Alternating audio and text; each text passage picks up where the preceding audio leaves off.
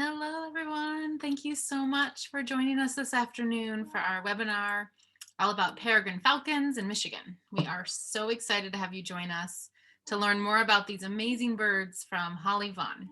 My name is Sarah Halson. I am the program coordinator for Detroit Audubon, an organization dedicated to fostering the appreciation and conservation of birds and the environment that we share. We could not do the work we do without all of our funders and members, so I wanted to make sure to thank those of you who are members and are supporting our many projects. Some quick Zoom housekeeping before we begin today. You are able to control your video and the microphone in the bottom left of your screen, so we ask you keep yourself muted so we don't receive feedback from your microphones. You can also see closed captioning today as soon as I turn it on by clicking on the live transcript on the bottom of your screen. You can open the chat box by clicking on the chat button on the bottom of your screen. And we will have time for questions at the end of the presentation. So please add any questions you might have to add them to the chat. We are also recording the webinar today, and it will be shared via email in the next week or two. And you can also find it on our YouTube channel or on Facebook. If you have any further questions, please reach out to me and I will do my best to assist you. So now I'd like to introduce Holly. Holly Vaughn is the Public Outreach and Engagement Unit Manager for the DNR Wildlife Division. She's an avid birder and has been closely involved with Michigan's Peregrine Falcon program since 2013. Holly studied at Michigan State University and earned a Bachelor of Science in Fisheries and Wildlife and a Master of Science in Park, Recreation, and Tourism Resources. Thank you and welcome, Holly.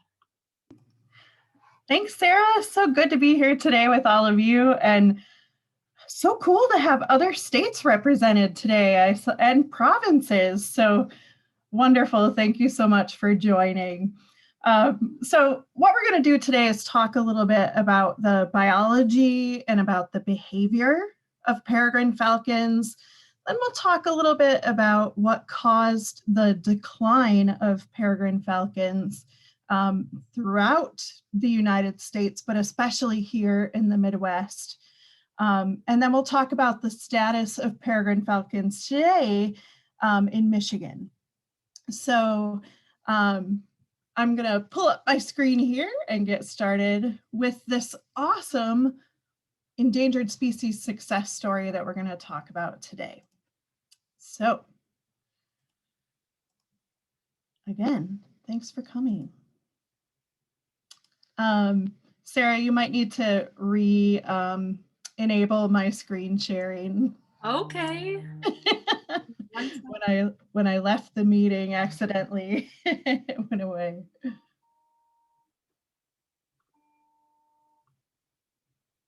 All right, you should be good to go.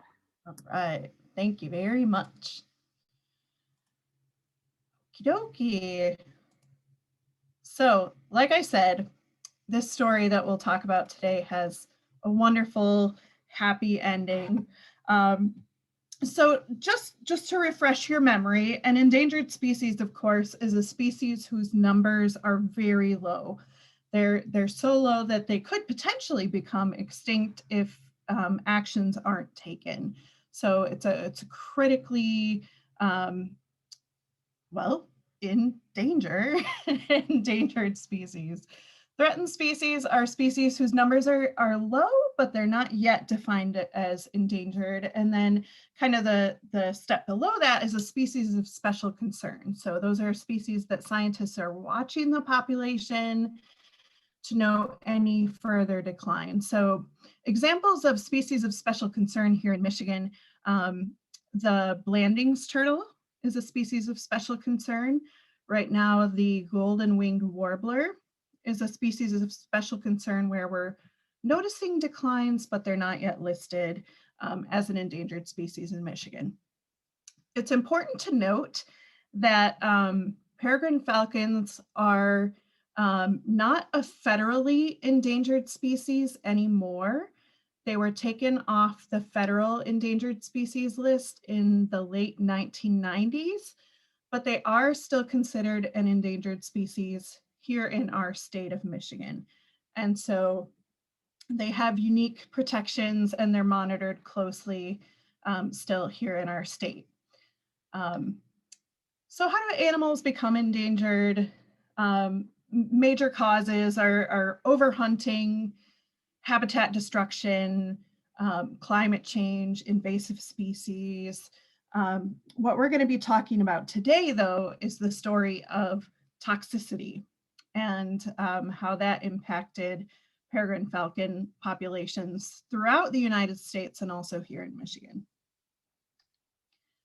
So how do we in the Michigan Department of Natural Resources manage endangered species? Well, we're a big land manager here in the state of Michigan. We have several state game areas and state wildlife areas that we take care of.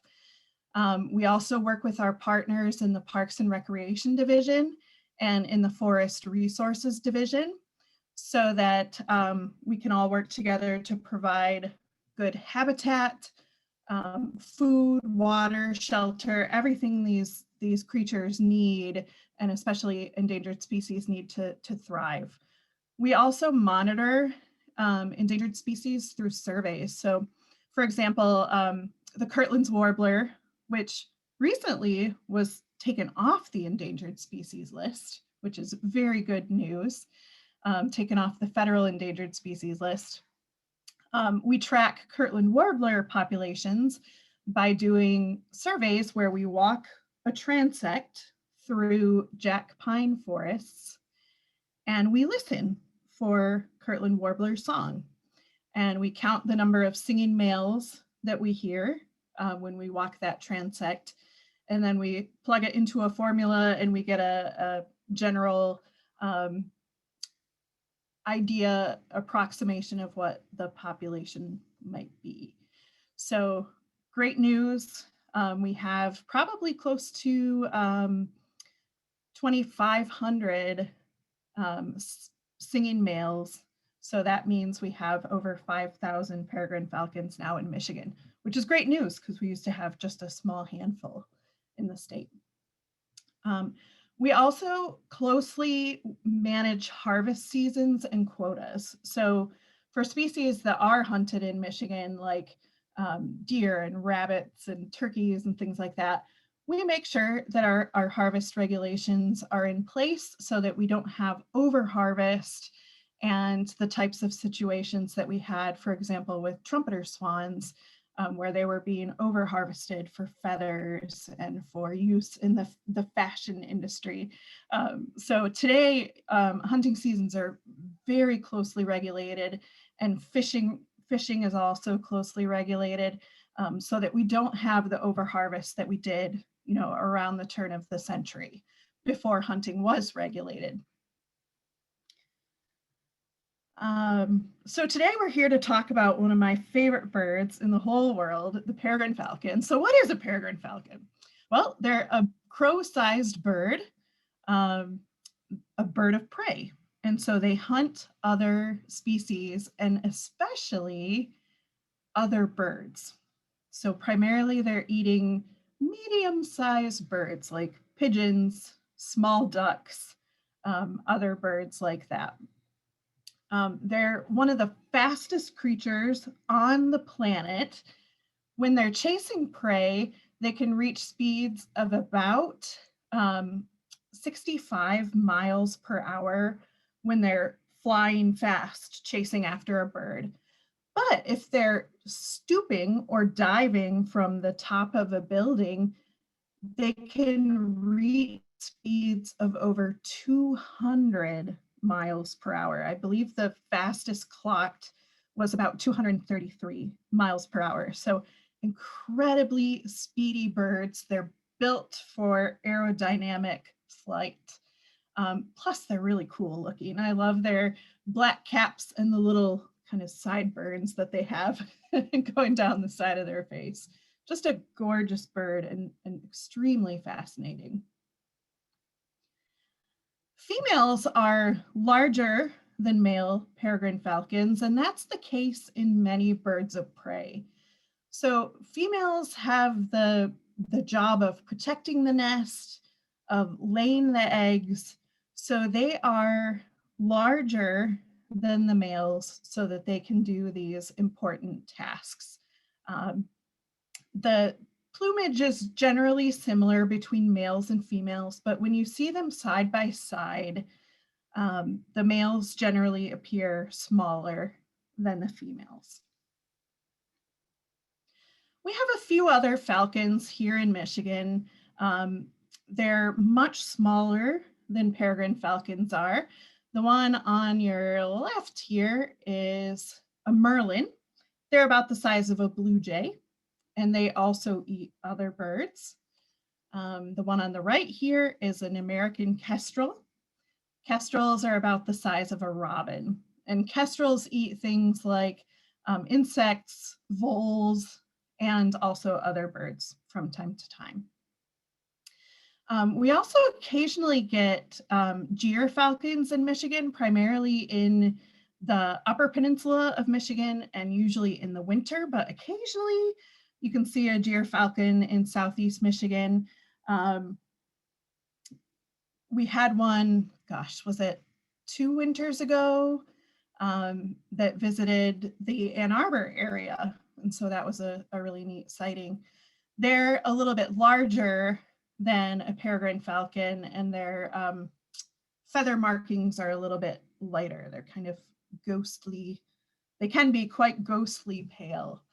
But the most common falcons we have in Michigan are the merlin, the American kestrel, and then the peregrine falcon, which isn't terribly common, but if you know where to look, you can find them.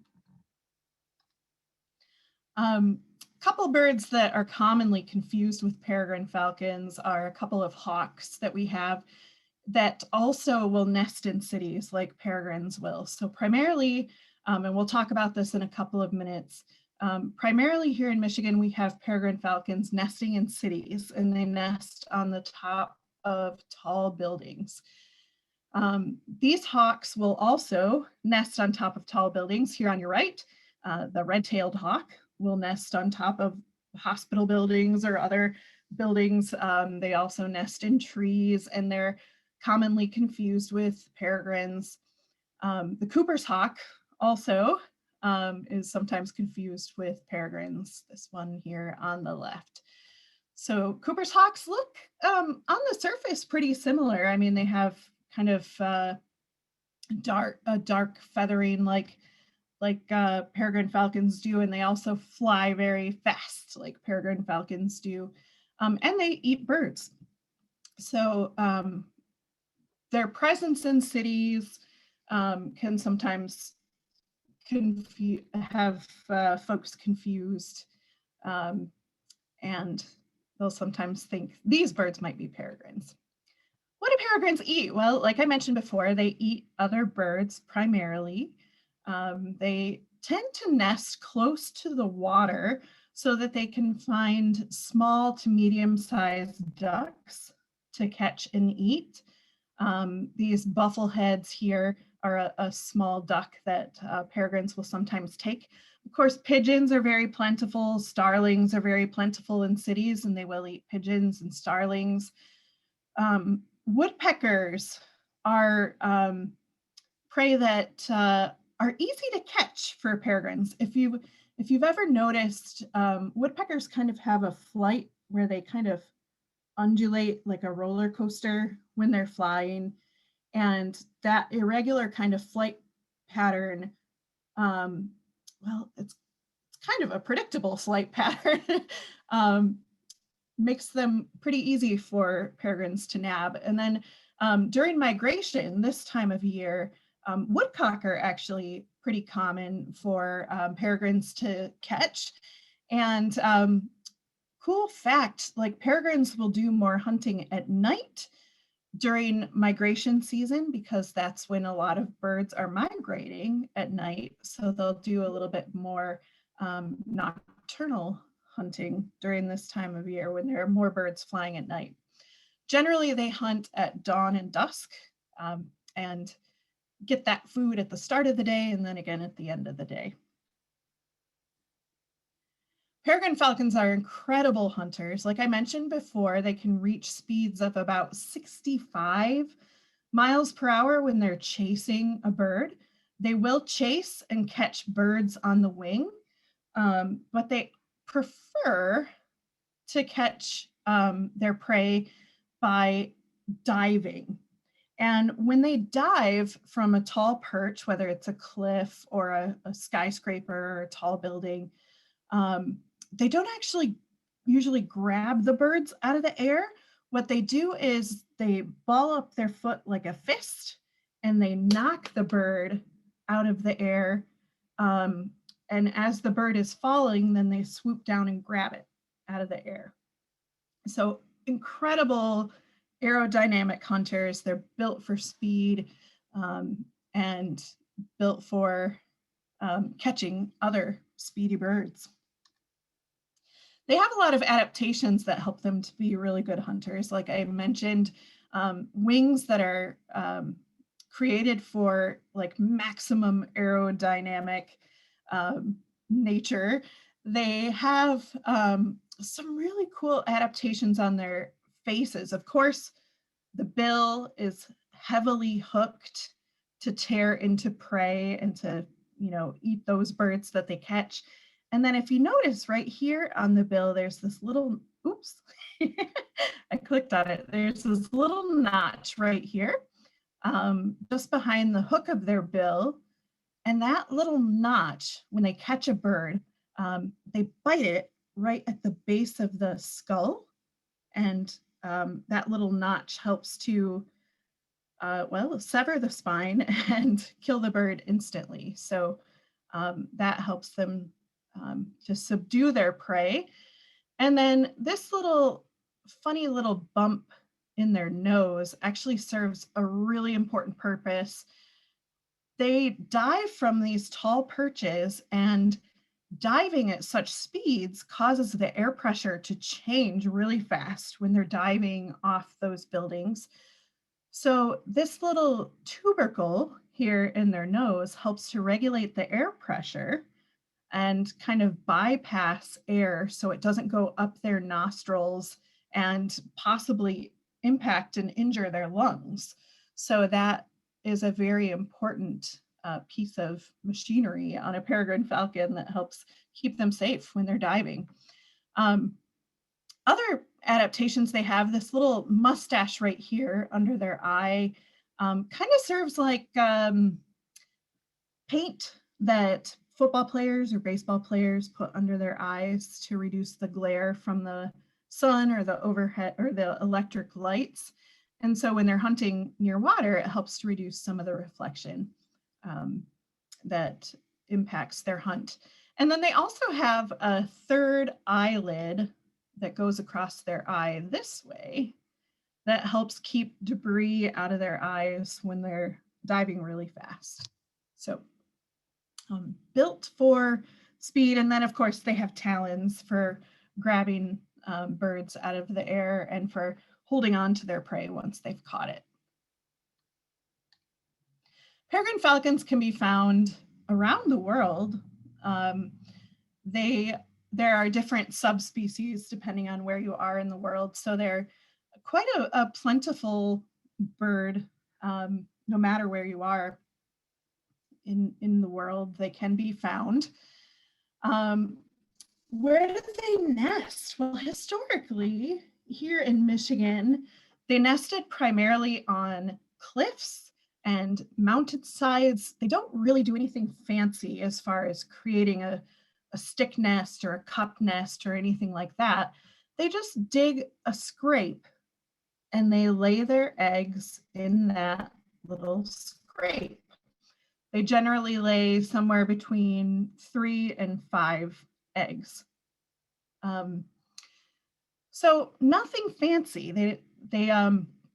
When peregrine falcon numbers were really in decline here in the Midwest, we started a reintroduction program, which we'll talk about a little bit more later, in the mid-1980s here in Michigan. And other Midwest states had had really good success with bringing like falconer raised young birds to tall buildings and either creating nest boxes or just nest trays where peregrines could nest. And so they began a program of releasing the youngsters on these tall buildings. And the good thing is peregrines will often return to the same general area where they were hatched. And so they hoped that, by releasing these youngsters, having them grow up in an area and then having them return, that the population would slowly recover, and it worked. Again, we'll talk a little bit more about the details of this a little bit later, but they've found great success nesting on top of tall buildings. Sometimes they like to use a fancy nest box, like the one right over here. But a lot of times they really aren't that fussy, and they'll just use a little bit of pea gravel on a ledge, or just a well, let me show you. We have used a very fancy kitty litter tray they also will do and use with a little bit of pea gravel in it. This is a window well in the Macomb County building where this particular bird has nested. So they're not very fussy. They don't need anything very fancy. So yeah, here's an example of one of the tall buildings. This has changed hands. It's no longer the Campbell Ewald building. It's now part of the GM Tech Center, but that's right down the street from me here in Warren, Michigan. And some of you may be familiar with the nest cam on this particular nest, and you might tune into that from time to time to watch the youngsters grow up. It's a lot of fun to watch. It's my understanding they have hatched, and I believe there are 4 youngsters. I might be wrong. I haven't watched in a little while, but yeah, good success on that building this year. So yes, peregrines lay, like I said, anywhere from 3 to 5 eggs, and they incubate their eggs for roughly a month. And then the youngsters hatch. Of course, they're very fierce in defense of their nest sites. They will chase away birds much larger than they are. Birds like bald eagles, birds like pelicans, birds like blue herons. So they're absolutely fearless in defense of their nests. And they'll also, of course, chase off other peregrine falcons. As you can see this little skirmish going on here. A mother peregrine trying to protect her eggs from a usurper who is coming in to bother the nest. So fierce, absolutely fierce in defense of their young and their nest sites. So again, young peregrines hatch about a month to 33 days or so after the eggs are laid. These little youngsters are about a week old. These are about 3 weeks old, and then this youngster is only about 45 days old, which is when they start flexing their wings and getting ready to fledge and leave the nest. So they lose that down and they grow up very, very quickly. By the time the fall rolls around, the youngsters usually leave the nest, leave their parents, and they strike out to find places of their own to grow up and raise young of their own. Peregrines, if they survive their first year, can live to be about 19 to 20 years old. The average tends to be closer to 10 to 15 years old in the wild, but it's really tough for youngsters to survive that first year. The survival rate is only about 60 to 70% in that first year of life. So parents teach their youngsters how to hunt by catching prey and then dropping it for them to try to practice their skills, snatching prey out of the air. So this is also a technique that pairs will use when they're mating and reestablishing their pair bonds. The male will drop food for the female to kind of show that he will be the provider and will be a good mate for her again this year. So they do that to teach their youngsters how to hunt and also to reestablish pair bonds with each other. You can see this young peregrine has quite a lot of barring all over the feathers, a lot of brown barring all over, and that's a good way to tell the difference between the youngsters and the adults. A lot of heavy brown barring on the underside. Other birds that will hunt peregrines, like bald eagles and great horned owls. They will sometimes catch peregrines and eat sometimes youngsters, sometimes adults. And then other causes of mortality, occasionally creatures like raccoons can find their way onto the top of buildings and eat eggs.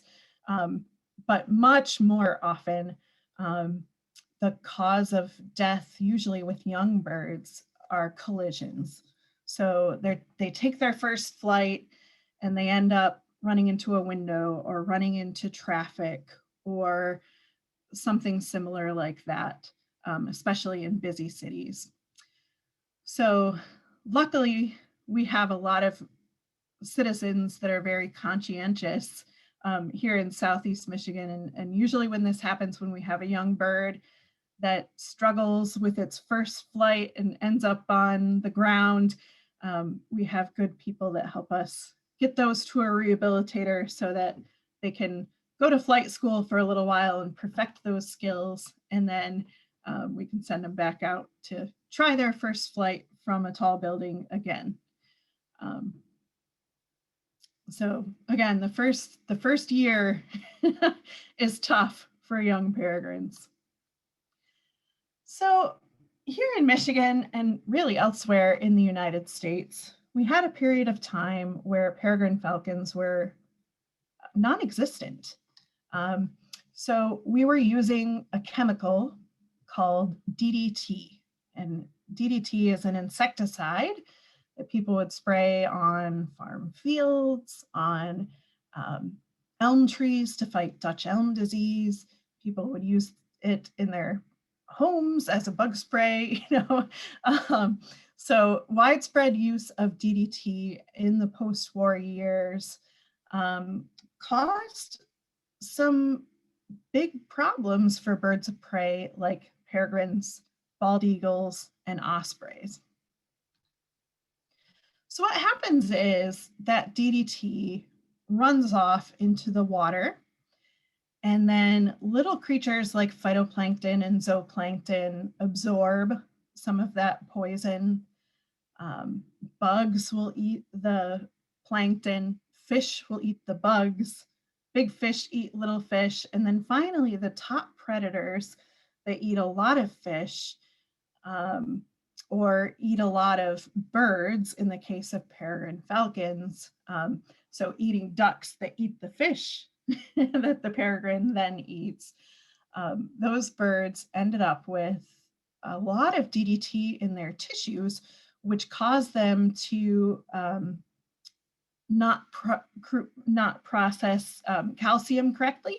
And so they would lay eggs that were very fragile, very weak, and the weight of the parent would crush the eggs.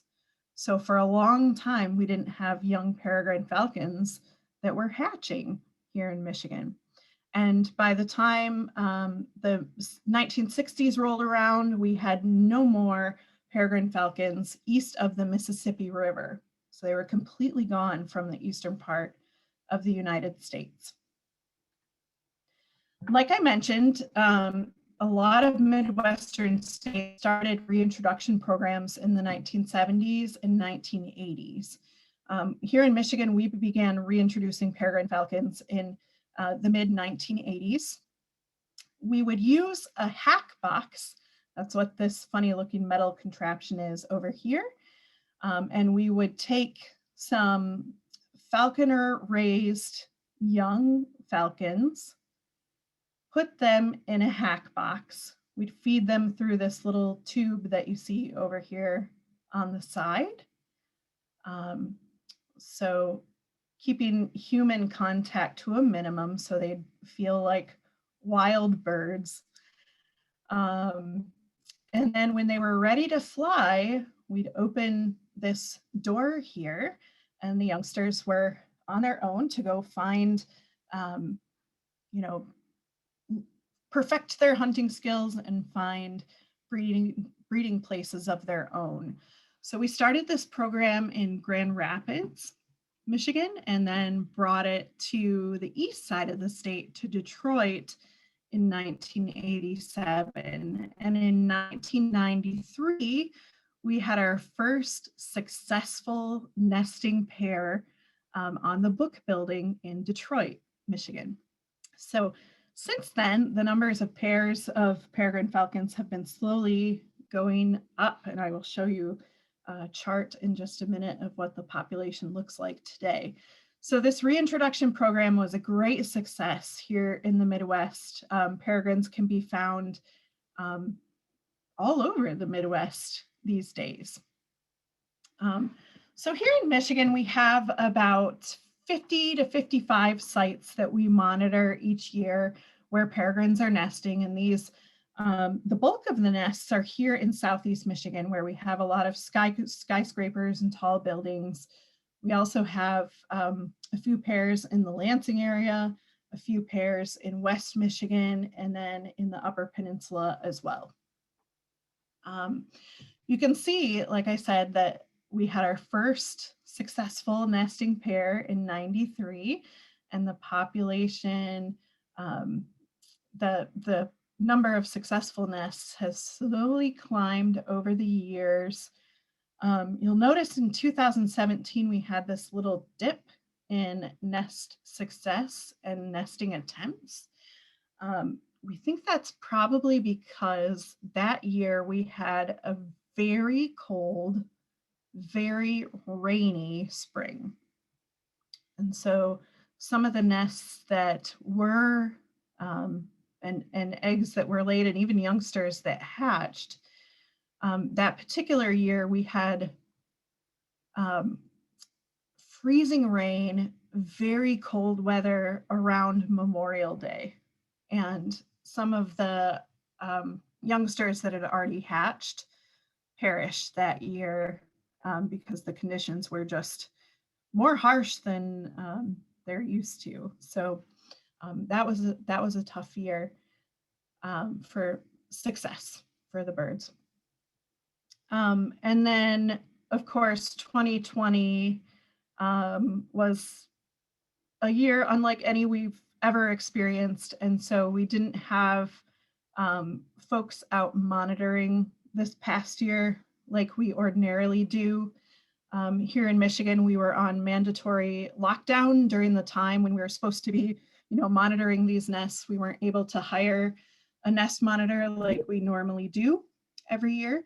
So things were different in 2020. We were lucky that we were able to get reports of success from about 20 different nests, and those were mainly volunteer monitored nests. I expect that nest success was probably, on trend with this kind of upward around 30. But again, we didn't have folks out monitoring this past year, so we don't know that for sure. 2021, we're back to normal, and so we'll have that data again for this year. Again, we have peregrines in many, many different cities and many different parts of Michigan. Like I said, Southeast Michigan is really the kind of the epicenter of where peregrines are. We have, I think we're up to 6 nesting pairs in the city of Detroit, on the Whittier apartment buildings, on the Fisher building, on the Ambassador Bridge, both on the Detroit side and the Canadian side. We have Wayne State University, AT&T building. So there's lots of peregrines around Detroit. It's very, very cool. We have a pair, again, nesting at the GM Tech Center in Warren, on the water tower at the Detroit Zoo in Royal Oak, the Mount Clemens County building. So just a really cool population of peregrines here in Southeast Michigan for those of you that are locals here in Southeast Michigan like I am. So how do we know? How do we keep track of peregrines here in Michigan, and how do we understand their behavior and their breeding and all the things that they're doing? Well, one of the things that we do is we band peregrine falcons, and we also monitor nest sites very closely. So the ones, the nest sites that we can access safely, we like to band as many of the youngsters as we can. And they get two different bands, one on one leg, one on the other. One is a silver U.S. Fish and Wildlife Service band that has a serial number specific to that bird. And so it's recorded and entered into a database. They also get a colorful band that goes on their opposite leg that usually has a letter over a number or a number over a letter and two colors on it. It might be black and green, it might be black and red. So this colorful band is easy to read from a distance with a spotting scope and sometimes even binoculars if you're close enough. This little band is really, really hard to read from any sort of distance. In fact, sometimes it's hard to read when you have it in your hand. But this band helps us to track and monitor these birds. So young falcons that have been born in Michigan end up in lots of different places. Some of them go to a nearby nesting site. So for example, we've had a couple of birds that nested on, or that hatched on the Mount Clemens County building. One of them ended up breeding at the zoo in Royal Oak, the Detroit Zoo. We've had some of our youngsters move just a handful of miles. We've had some of our youngsters end up in other Midwestern states like Ohio. Some have gone to Ontario, Canada. Some have gone to Minnesota and Wisconsin. We've even had a couple go south to Florida and the Dominican Republic. So the name peregrine actually means wanderer. And so they can travel pretty far from where they hatched. They don't always, but they have the potential to do that, to go quite far from where they hatched initially. If you ever were to find a bird with a band, doesn't have to be a peregrine. We band lots of different birds, ducks and geese especially. Sometimes songbirds are banded. So if you ever find a bird with a band, you can report that band if you can read it. You know, if it's unfortunately a dead bird, it's easy to read that band and report it in the hand. But colorful bands that you can see from a distance can be reported as well. So if you find a bird with a band, you can report that information to the bird banding lab. There's a website, I believe it's reportband.org, and you can type in the band number on a form that you come to at that website, and they'll let you know how old the bird was, who banded it, where it was banded, and that kind of information, which is pretty cool to know for these birds that were banded. This is a certificate from an osprey. This particular osprey was 22 years old when it died, which is really old for an osprey. I think the oldest osprey recorded was 25 years old. So very cool. Peregrine falcon banding, as you might imagine, is a little bit of a risky business. The peregrines, like I said earlier, are very protective of their youngsters. So when we go to band peregrine falcons, we wear hard hats because they're known to swoop down and dive bomb people right in the noggin to try and chase them away from their nests. So we wear hard hats, and then of course you have the umbrella person that holds the umbrella over the poor person that has to reach into the nest site or crawl through the window to get the youngsters out of the nest. We take the youngsters for just a few minutes. We measure their leg. If it's a male, their leg will be smaller than if it's a female. And there are different size bands for male birds and female birds because their legs are different sizes. So we measure their leg. You can tell that they really like this process by how happy they usually scream. But again, it doesn't hurt them. It's a very fast process. And we get them out of the nest and then back in the nest just as quickly as we can with a minimum amount of stress. Sometimes we also do a quick check for mites that might be on their feathers, and we give them a little dusting of a powder that helps kill those mites and helps keep their feathers nice and lush while they're growing. Then we take a pair of pliers and bend the band around their leg so that it's not too tight. By this time, when we band them, we usually band them around 3 to 4 weeks of age. By this age, they're already pretty much fully grown. I should say their legs are pretty much adult sized. They won't grow much more than that. So the band can go around their legs at this young age. And again, they're leaving the nest by about 5 to 6 weeks of age. And then we put them right back in their nest box with their new jewelry on their legs to go about their new lives. And again, these bands help us keep track of where these individuals end up once they leave the nest and depart Michigan. So again, this is a great story of recovery. Here in the state, we have more peregrine falcon pairs at this point in Michigan's history than we had back before DDT and before the post-war years. We've added new opportunities for peregrine falcons with them nesting on tall buildings. This adds additional nest sites that they've adapted to beautifully. That helps us provide more habitat and more opportunities for peregrines to live here in Michigan. So it's exciting times for peregrines in the state. They're doing very well. Again, they're still considered an endangered species in Michigan, but I wouldn't be surprised to see them removed from the state endangered species list in the near future because they're doing very, very well in the state.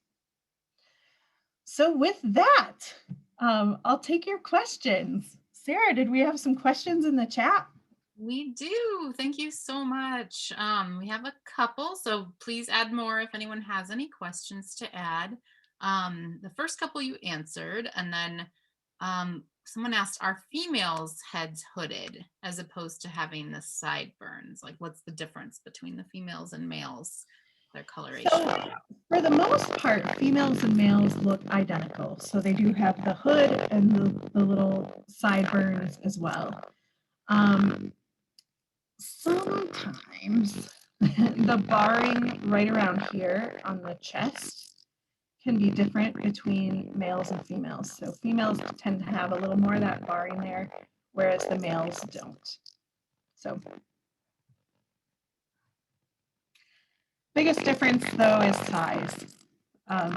It can be tough to tell if you just see one bird from whether it's a male or female. So it's helpful to have two side by side to tell the difference. Great. And then another question we had was, is there a foreign trade in peregrines for falconry, especially a concern for threatened species, they know?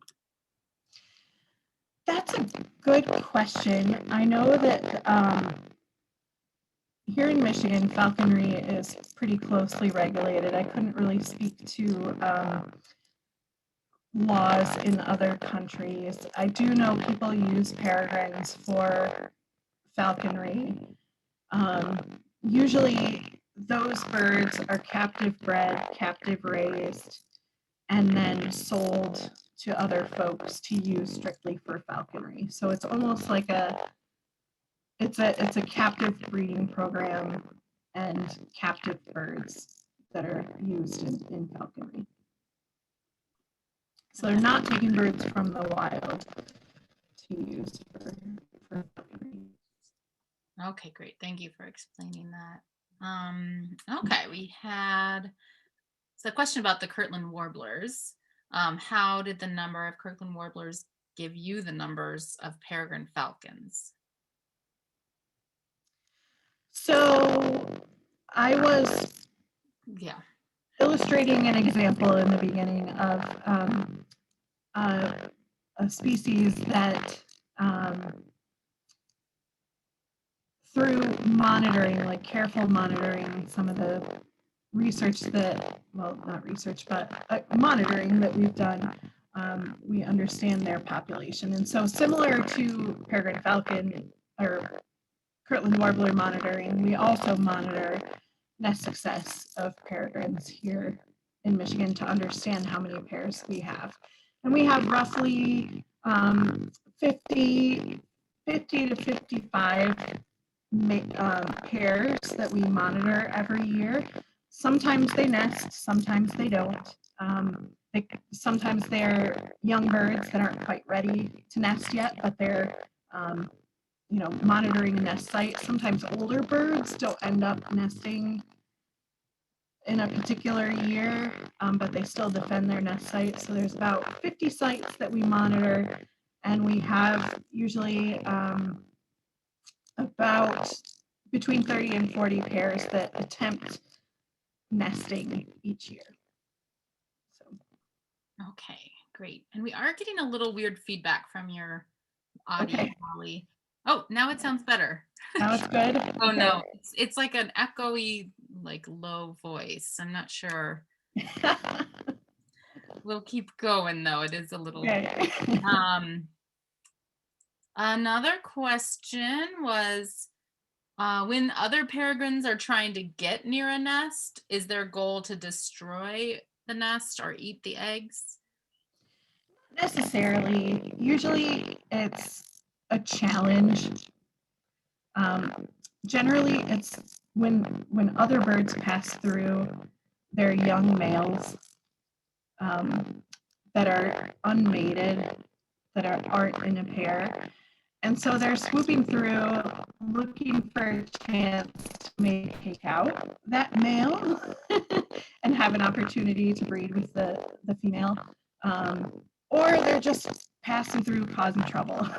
So usually it's not necessarily to impact the youngsters. It's to maybe try to stake their own claim in that pair's territory. Okay, got it. Someone asks about for identifying them. If you're a beginner, what's the first thing you should look for to differentiate peregrine falcon from other falcons? Is it the Ulysses S. Grant sideburns? Yeah, so when you see peregrine falcons in flight, if they're on the wing, one of the best ways to differentiate them from other hawks or other birds of prey is that their wings are narrow and they kind of have a little bit of an elbow at the joint. Let me find a picture back here. In flight. So here, see how their wings are pretty narrow and there's this little elbow here. When compared with the eagle wing, which is very large, rounded. Hawk wings are similar, very rounded. This one's wing is kind of bent, so you can see an elbow there. But generally, when hawks are soaring, you see a nice rounded wing as opposed to the pointy wing of a peregrine. The way to tell them from other falcons in Michigan is size, basically. So Again, the most common falcons in Michigan are the Merlin and the American Kestrel, and those two are pretty small. The Merlin's going to be about the size of a blue jay with a wingspan of about a foot to a foot and a half, whereas a peregrine has a wingspan that's closer to 2.5 feet. So, and they're about the size of a crow. So, Okay, excellent. Thank you. mhm. And so you mentioned that peregrine falcons will move sometimes to different states. Have any Michigan peregrine falcons been found to have migrated far west to like the Rockies or north to the Arctic? Which is interesting. Generally, they tend to move north-south and kind of tend to stay in the Mississippi, Atlanta flyway type area. They don't tend to move further west. I don't know why. It may have to do with just prevailing winds and things like that, but really good question. No. I don't think we found any birds that have traveled west. Further than like Minnesota. Okay. How about what basic criteria is used to differentiate the classification of hawks versus falcons? Mm-hmm. Good question. So that's, again, generally form of the birds. So falcons are these birds with like pointier aerodynamic wings as opposed to the nice rounded wings of hawks. So they are their own family within bird classification. Hawks are their own family. Eagles have their own family. And am I saying that right? They have their own, I should say, their own genus. So falcons have their own, hawks, eagles, ospreys are their own. So again, it has to do with the basic overall like form of the bird itself. Great, excellent.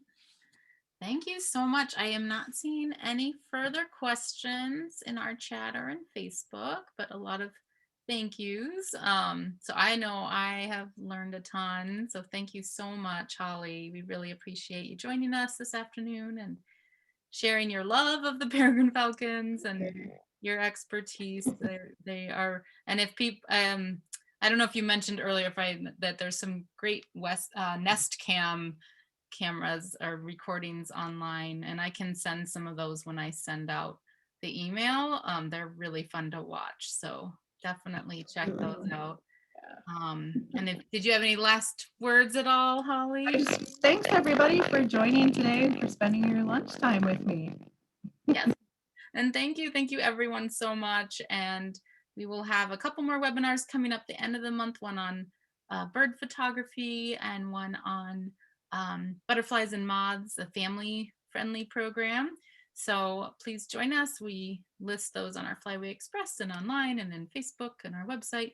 And thank you again. Have a wonderful rest of your day, everybody. Thanks, Sarah. Bye-bye. Thanks, Holly. Bye.